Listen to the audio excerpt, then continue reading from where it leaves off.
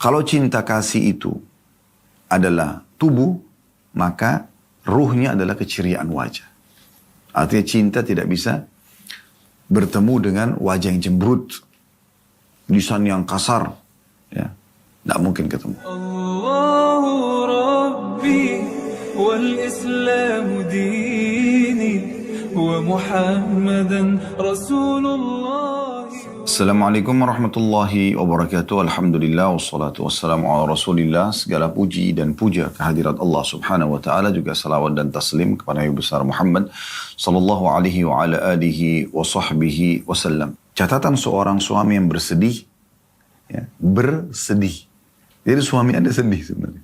Ini bahasa seorang wanita. Bagaimana pengalaman dia dalam rumah tangganya, dan ini betul. Para kaum laki-laki sedih. Pada saat apa? Sederhana. Tanda kutip, bau dan bau.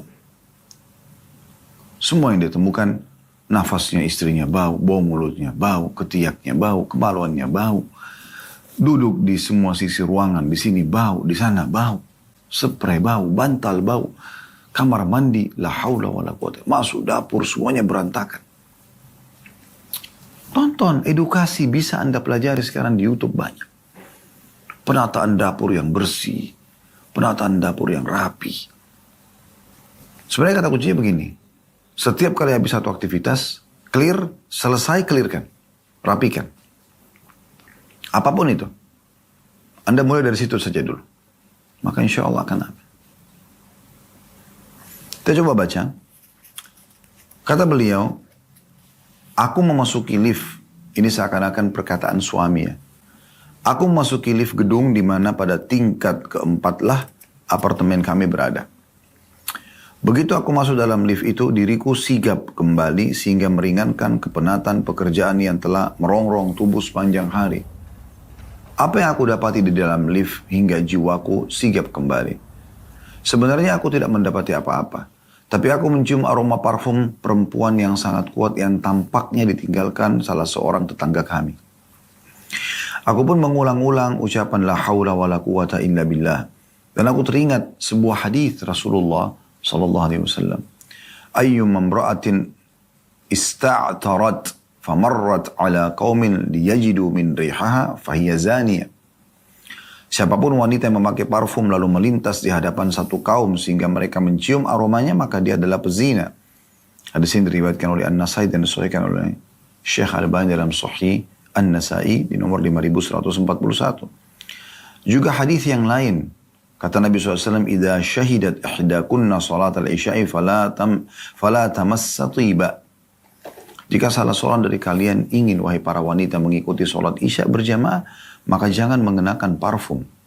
Hadis ini riwayat An-Nasai juga sama. Disahihkan oleh Syekh Al-Albani dalam Sahih An-Nasai nomor 5275. Aku berkata dalam hati, kata sang suami, segala puji bagi Allah. Karena kebetulan aku tidak berpapasan dengannya saat keluar dari lift. Saya wanita yang menggunakan parfum ini. Sebab kalau tidak demikian, niscaya aku akan tahu siapa orangnya berikut aroma parfum yang menyertainya. Sungguh betapa agungnya agama Islam ini. Ia menjaga masyarakat dan melindungi kaum laki-laki dan kaum perempuan dari fitnah. Yaitu dengan menghalangi antara fitnah dan sebab-sebabnya. Lift sampai ke tingkat 4 dan aku bergegas keluar untuk membebaskan diri dari aroma parfum yang aku cium.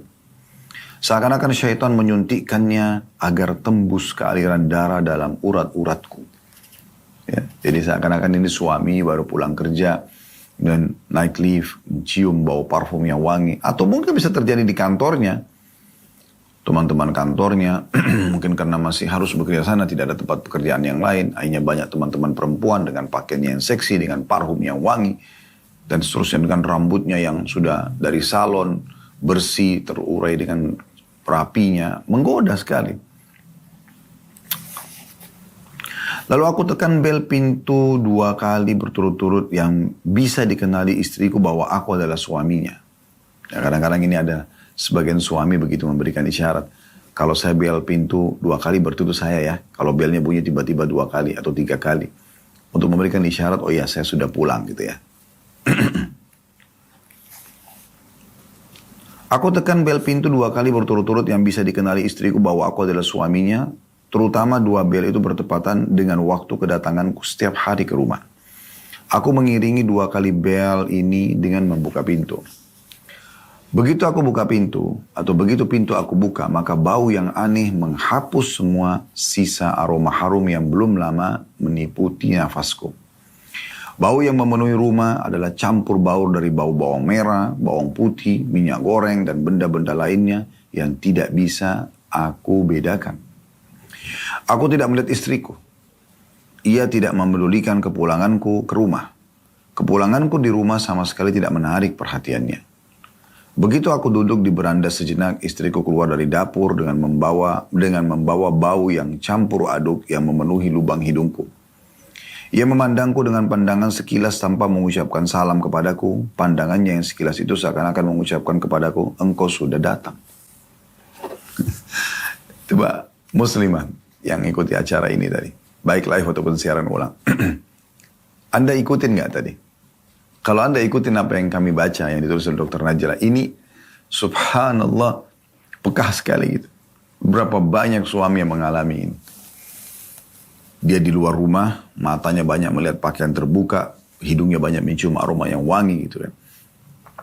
Satu-satunya cara untuk menghilangkan semua fitnahnya itu, dia temukan hal seperti itu atau lebih dahsyat di rumah dia. Maksudnya, pada saat dia pulang ke rumah, kalau dia bel rumah, yang sambut depan pintu istrinya. Apa salahnya Anda turun dari lantai 2 ke lantai 1? Berapa jauh itu? 10 km? 100 km? Kan sangat dekat. Mungkin Anda mengatakan saya di lantai 2. Baik, turunlah. Sambut dia depan pintu. Kemudian dia menemukan istrinya dengan baju yang sangat menarik. Warna yang sangat menarik. Rambut yang begitu rapi. Dandanan di wajah, sedikit kosmetika yang menggoda. Halal dalam Islam ini. Itu sudah cukup. Saya sebagai laki-laki membahasakan mungkin menghilangkan penat yang 8 jam, 10 jam di luar rumah.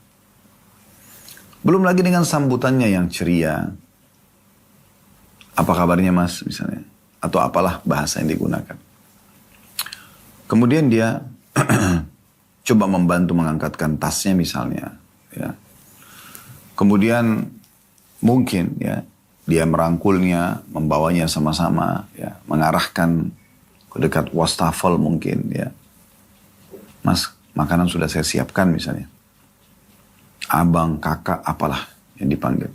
Saya sudah siapkan makanannya. Cuci tangan dulu yuk. Bisa. Suami tetap didampingi oleh dia. Kemudian cuci tangan. Dia mempersilahkan suami duduk. Beratnya apa? Teman-teman sekalian, wahai muslimah, mendorongkan kursi meja makan buat suami. Duduk di sini mas. Duduk di sini bang. Duduk di sini kakak. Duduk di sini. Ya. Apalah yang Anda panggil? Sayang, yang. Ya. Setelah dia duduk, Anda yang bukakan piringnya. Anda yang sendokkan nasinya. Dengan porsi yang masuk akal. Semua itu akan menjadi penilaian suami. Di sebelah dia ada seorang bidadari yang sangat wangi, bersih, rapi, ramah. Menyendokkan makanan. Lalu mempersilahkan kira-kira menu mana yang diharapkan. Ada ikan, ada daging, ada tempe, ada ini. Pengen mau pakai ini? Mau saya tambahkan ini? Iya, semua dengan santun. Ditata dengan rapi di depan suami. Setelah tata dengan rapi, duduk di sebelahnya. Pada saat suami sudah mulai bismillah makan, baru Anda mengambil makanan buat diri Anda. Bukan Anda sendok sendiri buat diri Anda dan membiarkan suami menyendok sendiri. Kemudian setelah itu, setelah makan, Anda juga tentu sudah siapkan air putih. Mungkin kalau ada fresh juice yang dia suka misalnya, dihidangkan. Pada saat Anda lihat sudah menikmati dan mungkin akan habis makanan Anda bergegas untuk menawarkan, Mas mau nambah nggak? Abang mau nambah nggak? Kakak mau nambah nggak? Ya, Akang mau nambah nggak? Apalah Anda panggil. Oh enggak, sudah cukup. Baik. Ya. Pada saat dia selesai makan dan sudah selesai piringnya, dia akan minum, Anda mengatakan, apa saya diizinkan untuk angkat piringnya? Kalau dia ngangguk atau dia mengatakan iya, Anda angkat dengan satu. Semua itu per detiknya akan jadi penilaian suami. Percaya dengan saya ibu-ibu sekalian. Maka Anda pindahkan piring tersebut dan Anda sudah siap dengan menu yang kedua. Irisan buah-buah misalnya. Puding misalnya. Apalah kira-kira yang biasa orang jadikan dessert ya, setelah makan main course-nya atau makanan beratnya gitu. Setelah selesai, ya, Anda, suami mungkin sudah selesai, dia sudah berdiri dari meja makan, Anda persilakan, Mas, sudah saya siapkan handuk dan kebutuhannya di kamar mandi. Sebenarnya Anda ingin suami mandi biar bersih, gitu kan. Tapi Anda cuma mengatakan, saya sudah siapkan semuanya. Anda coba gandeng tangannya, temani dia sampai ke depan kamar mandi, gitu kan. Kalau perlu dia ingin dibuka baju, Anda manjakan sedikit dengan Anda bukakan pakaian dia. Kalau dia izinkan misalnya. Kemudian Anda letakkan di tempat pakaian kotor, biarkan dia mengambil waktu yang dia rasa nyaman di kamar mandi. Mungkin di kamar mandi sudah ada aroma terapi yang wangi, lantai yang kering, nyaman untuk dipijak dengan kaki, kloset yang bersih, ya. Semuanya kamar mandi bersih, ya. Dinding-dindingnya, lantainya, tidak ada rambut-rambut Anda yang gugur di situ, bertumpukan sehingga menutup saluran air pada saat dia mandi buntu misalnya, atau mungkin bekas odol yang Anda sikat gigi masih ada di wastafel, sudah Anda bersihkan semua. Kloset mungkin Anda bekas pakai, tempat bagian duduknya mungkin ada basah karena Anda pakai spoit air, semuanya Anda bersihkan, semuanya rapi, handuk sudah tata rapi semuanya. Jadi dia di kamar mandi itu merasa nyaman sekali, kepenatan dia hilang. Ini kalau Anda ikhlaskan karena Allah, semua ada pahalanya. Setelah selesai, dia keluar, Anda sudah dengan manjanya menunggu dia di atas ranjang, dengan tatapan Anda yang memberikan isyarat dia kalau mau menikmati saya silahkan, gitu kan. Mau berhubungan biologi silahkan. Saya yakin mungkin dia tidak menggunakan baju lagi, dia akan langsung interaksi biologis dengan Anda. Karena dia merasa sambutannya, isyaratnya sudah ke sana. Di saat perutnya sudah kenyang, di saat juga ya, dia juga sudah membersihkan diri fresh kembali. Di saat dia sudah dilayani biologis, apalagi dalam interaksi biologis Anda munculkan apa saja yang harusnya memang orang malu lakukan kalau selain sama suami. Dari Anda nikmati di biologis tersebut sehingga ada hal-hal yang menarik secara alami bagi suami. Mungkin Anda sudah bisa paham, saya tidak perlu jabarkan. Sehingga akhirnya selesai biologis itu semua terpuaskan. Dan memang dahulukan suami dalam masalah itu. Dia ingin gerakan seperti apa. Selama bukan meletakkan kemaluan di kemaluan lagi haid ataupun nifas, atau meletakkan kemaluan laki-laki di dalam dubur wanita, maka selain daripada dua ini dibolehkan. Ya.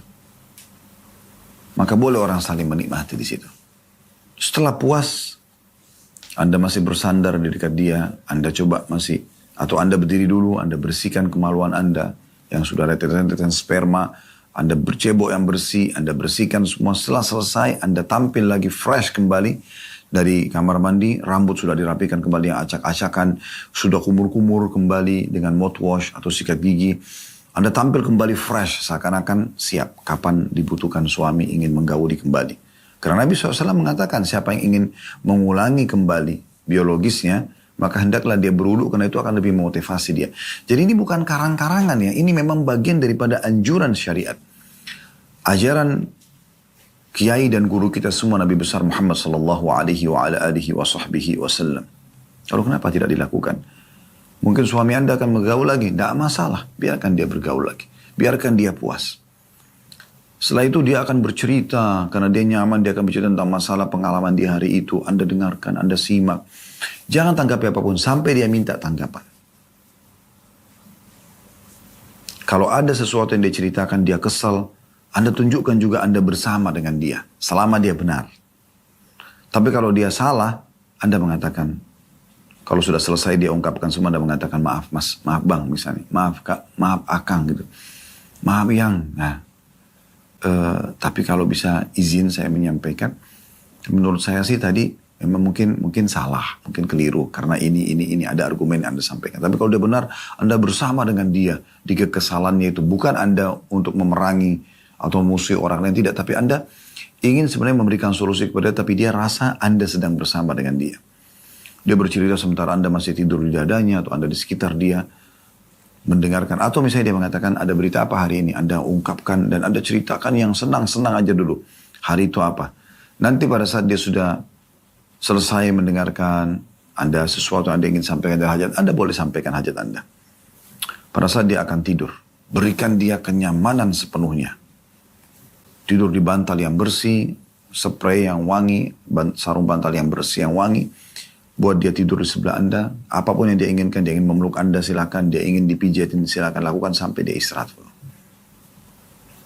Anda kalau mau bangunkan dia sholat malam, sholat subuh, bangunkan dengan sangat santun. Sentuh saja dengan kelembutan, dia akan bangun insya Allah. Nah ini dijamin dengan izin Allah subhanahu wa ta'ala. Suami akan sangat jatuh hati dengan istrinya. Suami akan sangat menyayangi istrinya, memperhatikan, memenuhi kebutuhannya. Tanpa dia harus bicara sebenarnya. Tapi di saat seperti yang diungkapkan di sini, di lift dia temukan bau yang wangi, mungkin di luar dia temukan banyak pakaian yang seksi, senyuman-senyuman yang menggoda. Begitu masuk rumah, jawab salam saja tidak, sambut di pintu saja tidak.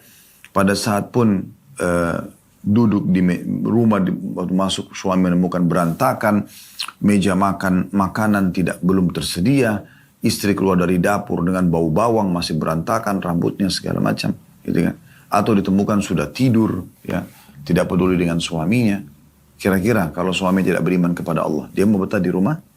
Kalau orang yang beriman sama Allah masih menganggap sebuah cobaan, ya. Itu manfaatnya kalau Anda menikah dengan orang-orang beriman, tapi tetap aja tidak boleh tentu Anda lakukan. Yang suami tidak peduli, dia mandi, dia lihat istrinya tidur, dia keluar, dia pergi karaoke, dia pergi diskotik, dia pergi cari kepuasan sendiri karena sudah penat seharian. Ini yang dimaksud dengan subjudul, ya, keluhan suami yang bersedih karena bau dan bau. Gitu. Baik, ada subjudul yang lain yang beliau angkat. Ini menarik, sebenarnya masih ada hubungannya ya, yaitu haruskah aku katakan kepadamu apa yang berkecamuk dalam jiwaku? Tanda tanya. Beliau mengatakan, aku berharap sekiranya aku mencium begitu aku masuk ke dalam rumahku seperti aroma yang aku cium di dalam lift. Masih bersambung ya. Bukan bau campur aduk yang berasal dari bawang merah dan bawang putih. Aku tahu apa jawaban istriku. Apakah engkau menginginkan masakan yang enak tanpa mencium bau-bau ini?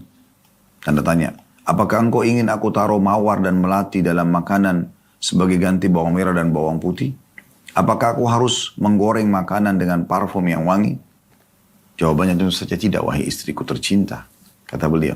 Tapi, engkau bisa memasak pada waktu yang lebih dini dari waktu kepulanganku. Bukankah engkau tahu waktu kepulanganku? Engkau bisa memasak kemudian mengganti pakaianmu untuk menyambut suamimu dengan pakaian yang bila ia memandangnya, maka akan menggembirakannya. Engkau bisa membuka jendela-jendela agar bau-bau masakan keluar sehingga tidak tertahan di dalam rumah. Engkau juga bisa menggunakan pengharum ruangan.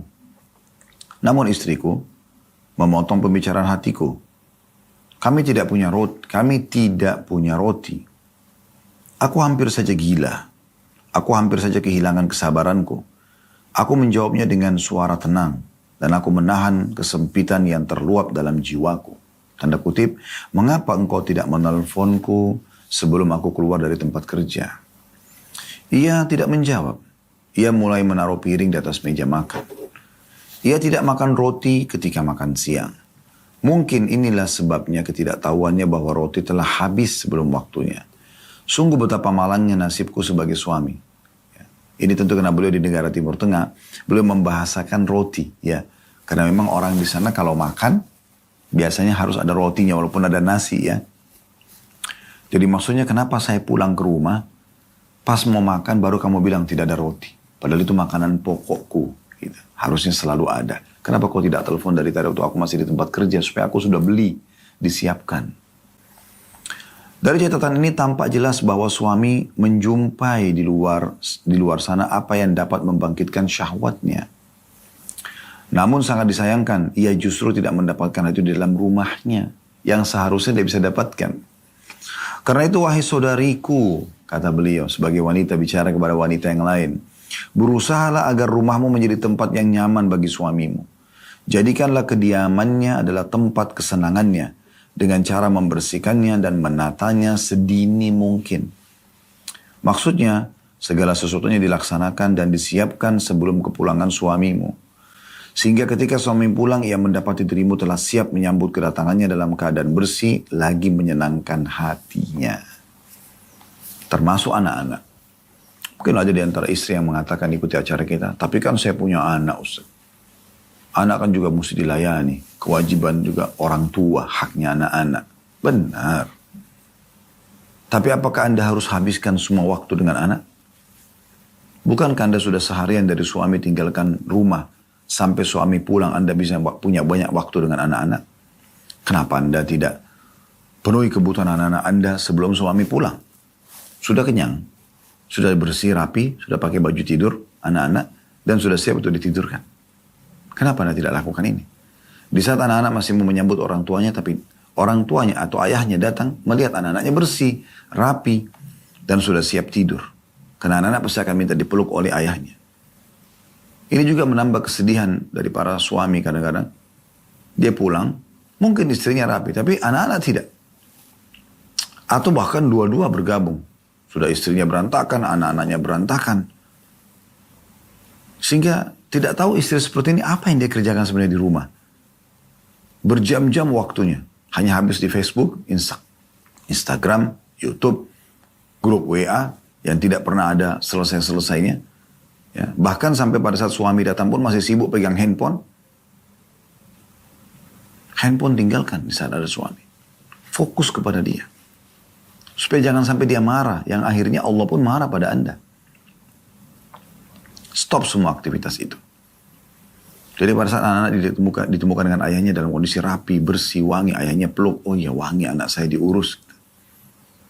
Beberapa saat setelah ketemu dengan ayah, bercengkrama dengan ayahnya, mungkin kalau mau makan sama ayah secara keluarga, kemudian Anda menggiring anak-anak untuk istirahat. Jangan biarkan anak-anak begadang sampai jam 12 malam, sampai jam 11 malam, 12 malam. Kadang-kadang sampai ada yang sampai jam 1 malam. Yang sebenarnya waktu suami pulang ke rumah jam 7, jam 8 malam, anggaplah seperti itu standarnya, mungkin kena sholat maghrib isya. Habis isya mulai lebih leluasa di rumah. Maka itu pun habis ya, yang harusnya Anda berduaan dengan suami, memenuhi kebutuhannya, mencari ridhonya, justru habis juga dengan kesibukan rumah lagi, anak-anak dan seterusnya. Walaupun ada waktu buat anak-anak tentunya, tapi ada saatnya jam 9, jam 10 Anda sudah tidurkan anak-anak. Setelah itu waktu Anda bercengkrama dengan suami. Sampai dalam sebuah hadis dinyatakan bahwasanya tidak akan dianggap hal sia-sia bercengkramanya suami istri. Walaupun Anda penuhi kebutuhan suami Anda sampai pagi nantinya. Baik teman-teman sekalian, kita akan lanjutkan 2 subjudul lagi insyaAllah. Kemudian kita akan buka pertanyaan yaitu tentang masalah pesan seorang ibu kepada putrinya. Ini diangkat oleh Dr. Najla sebagai subjudul juga. Masih dalam lanjutan tema-tema kita yang sudah kita bahas tadi. Jadi teman-teman sekalian, beliau mengatakan inilah sebuah pesan yang berangkat dari fitrah dan pengalaman sebagai seorang wanita. Ia berkata, wahai putriku, janganlah engkau melupakan kebersihan tubuhmu. Sebab kebersihan tubuhmu memancarkan cahaya wajahmu, menjadikan suamimu mencintaimu, menjauhkan penyakit darimu, dan menguatkan tubuhmu untuk melakukan pekerjaan. Sementara wanita yang tidak bisa menjaga kebersihan dirinya akan dijauhi tabiat, serta mata dan pendengaran. Jika engkau menyambut suamimu, maka sambutlah dengan gembira dan bahagia, sehingga atau sesungguhnya cinta kasih itu adalah tubuh, sedang ruhnya adalah keceriaan wajah. Jadi ini kurang lebih isi paragraf yang diberikan subjudul pesan seorang ibu kepada putrinya. Coba kita bedah. Ya. Beliau mengatakan, Ibunya mengatakan, wahai putriku, janganlah engkau melupakan kebersihan tubuhmu. Sebab kebersihan tubuh memancarkan cahaya wajahmu. Kebersihan nomor satu. Semua sisi tubuh yang disentuh oleh suami, yang dicium oleh suami, wangi. Dan ingat, wanginya tolok ukur yang suami suka. Ya. Jangan pernah suami memberikan parfum, Anda cuma simpan di lemari jadi koleksi saja. Biarkan dia menikmati baunya. Anda variasikan bau-bau wangi itu. Di saat Anda belanja bulanan, Anda beli berbagai macam jenis sabun dan sampo yang berbeda wanginya.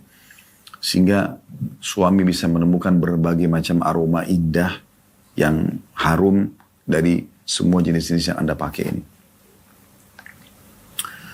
Beliau mengatakan sebab kebersihan tubuh memancarkan cahaya wajahmu. Orang kalau habis mandi, kan kelihatan itu kecerahan di wajahnya, seger gitu. Ya. Atau dia memang niat ingin supaya dipuji oleh suaminya. Supaya suaminya menyentuhnya. Atau terjadi interaksi biologis. Kira-kira seperti apa? Dia pasti akan melakukan atau dandan atau terlihat orang itu memang berpenampilan yang ingin agar terjadi interaksi dengan suaminya. Ya. Dan akhirnya menjadikan suamimu mencintaimu. Dari situ muncul cintanya. Bukan justru kasar, bukan justru suka membangkang, bukan justru selalu kotor. Ya. Dan juga sisi yang lain, menjauhkan penyakit darimu. Penyakit kulit, gatal, ya, bau badan. Kan kalau suka bersih, maka secara otomatis kan jauh dari itu semua. Juga menguatkan tubuhmu untuk melakukan pekerjaan. Karena seger kan, fresh. Jadi lebih semangat lagi untuk melakukan pekerjaan-pekerjaan rumah. Sementara wanita yang tidak bisa menjaga kebersihan dirinya akan dijauhi tabiat serta mata dan pendengaran. Maksudnya, kalau dia selalu kotor, jorok, kata-katanya pun termasuk diikutkan sudah dengan bau badan yang tidak sedap, rambut yang berantakan, ya, kemudian ditambah lagi dengan akhlak yang jauh dari keramah tamahan, selesai urusannya. Orang seperti ini tidak akan lama bertahan dalam rumah tangga. Pasti akan kacau semua. Jadi semua akan dijauhi. Mata tidak akan melirik dia, telinga tidak akan mendengar ucapannya. Apapun tidak akan ada nilai positif. Bermula dari masalah ini. Coba mulai sekarang. Kalau Anda sudah bersih, Anda tingkatkan kualitas bersihnya. Mulai dari tempat tidur, sekitar Anda lah, ruang tamu, sofa. Anda mulai peka melihat, mana ini yang ada noda. Anda mulai lap, bersihkan, panggil PRT Anda bantu. Anda mulai lihat, tonton cuplikan-cuplikan edukasi tentang masalah penataan tempat yang rapi. Ya. Anda mulai lihat promo-promo yang disampaikan tentang parfum-parfum ruangan. Anda cium masing-masing aromanya. Anda mulai melihat penataan bunga-bunga yang rapi, yang bersih di rumah Anda. Anda mulai coba ya, meningkatkan kualitas makanan, variasinya, ya, cita rasa, aroma, dan seterusnya. Anda mulai meningkatkan kualitas kamar mandi Anda, taman, seterusnya sekitar Anda, dan juga diri Anda sendiri. Kalau Anda sudah lakukan, jangan Anda merasa puas dengan itu. Terus tingkatkan. Karena subhanallah, orang yang sering menjaga kebersihan badan ini, memang dia sendiri tidak nyaman. Sedikit berantakan saja rambutnya langsung disisir sama dia. Sedikit saja ada bau, tidak enak karena habis makan, langsung dia kumur-kumur atau sikat gigi lagi. Sedikit saja dia merasa sudah lewat berapa menit parfum mungkin yang dia semprotkan, khawatir sudah tidak lagi bau atau kurang, dia semprotin lagi supaya suaminya selalu bersama dengan dia atau merasa nyaman selalu dekat dia. Dan saya sudah berikan tadi banyak sekali contoh yang sangat peka sebenarnya ya. Kalau Anda sudah tangkap dari awal saya berbicara itu sudah sangat peka gitu. Sampai rentetan bagaimana Anda harus menyambutnya dari depan pintu sampai dia tidur. Sampai nanti Anda mengantarnya kembali, dia ingin pergi kerja gitu ya. Jika engkau menyambut suamimu, maka sambutlah dengan gembira dan bahagia. Walaupun kamu lagi bersedih, jangan tunjukkan pada dia. Nanti keluh kesahmu akan kau sampaikan setelah dia puas. Maka sambutlah dengan gembira dan bahagia. Sesungguhnya cinta kasih itu adalah tubuh. Dan ruhnya adalah keceriaan wajah. Jadi tidak bisa bergerak jasad tanpa ruh kan. Nah, kalau cinta kasih itu adalah tubuh, maka ruhnya adalah keceriaan wajah. Artinya cinta tidak bisa bertemu dengan wajah yang cemberut, lisan yang kasar. Ya, tidak mungkin ketemu. Yang terakhir teman-teman sekalian yang kita bahas pada kesempatan ini adalah jangan menjadi istri-istri yang rakus. Kata beliau, jagalah postur tubuhmu dan jangan banyak makan. Boleh makan tapi jangan berlebihan. Sehingga ia menjadi gemuk. Tentu selalu saja laki-laki idealnya melihat tubuh istrinya yang ramping, yang indah gitu kan. Nah itu bisa kalau Anda mau. Bahkan ada Masya Allah sebagian wanita walaupun habis melahirkan itu bisa dia. Ya, karena dia peduli kan, dia mau memang. Dia bisa tampil lebih indah, lebih bagus bahkan kembali seperti sebelum melahirkan. Dia berolahraga, dia mengurangi makanan gitu kan, yang dia makan mungkin, atau dia mengurangi karbonya paling tidak ya. Dia lebih banyak fokus kepada protein-protein untuk memang ototnya misal, bukan supaya dia berotot tidak, tapi supaya memang lebih menghasilkan tubuh yang lebih ideal ya. Saya ulangi kata beliau, jagalah postur tubuhmu dan jangan banyak makan. Tidak sedikit perempuan yang setelah menikah dan melahirkan anak justru tubuhnya melar. Dan ini selalu dijadikan sebagai hujah. Kan sudah ada anak, kan sudah melahirkan, kan itu anak kamu. Anda pikir itu sudah cukup untuk suami? Nggak ada. Nggak bakal cukup. Tapi bagaimana Anda setelah melahirkan punya anak, Anda tetap bisa merawat diri. Ya itu konsekuensinya. Anda mau selalu suami dekat dengan Anda. Bisa Anda pakai korset, bisa Anda diet misalnya dengan minuman dan makanan yang memang diet yang halal gitu kan. Berolahraga. Lalu dikatakan ia membiarkan hal itu dan lupa bahwa hak dirinya sebelum suaminya ialah memelihara tubuhnya dari kegemukan. Sebab kegemukan itu banyak mengundang penyakit. Maksudnya sebelum bicara tentang hak suami, kamu sendiri wahai muslimah butuh ini. Karena kegemukan mendatangkan banyak penyakit. Makanya orang kalau gemuk berusaha turunkan. Karena memang sumber penyakit kan. Terlalu banyak energi yang tersimpan yang tidak dikelola oleh tubuh. Karena itu biasakanlah berolahraga dan makan dengan gizi seimbang. Agar postur tubuhmu terpelihara dan dirimu terlindungi dari kegemukan. Tapi ingatlah, jangan sampai engkau membebani dirimu melebihi batas kemampuanmu. Tidak boleh ada kerugian dan melimpahkan kerugian pada orang lain. Kata Nabi SAW, la dharar wa la dirar. Itu maknanya di sini ada hadis yang beliau gunakan sebenarnya makna hadisnya. Jangan merugikan, jangan juga dirugikan gitu. Terkadang seorang perempuan melakukan diet secara berlebihan sehingga merugikan diri dan kesehatannya. Jadi normal-normal aja. Kan sederhana, saudariku muslimah. Kalau kita mengurangi porsi makan, terutama karbo, maka secara otomatis kegemukan juga akan turun, kan begitu? Itu secara otomatis kok.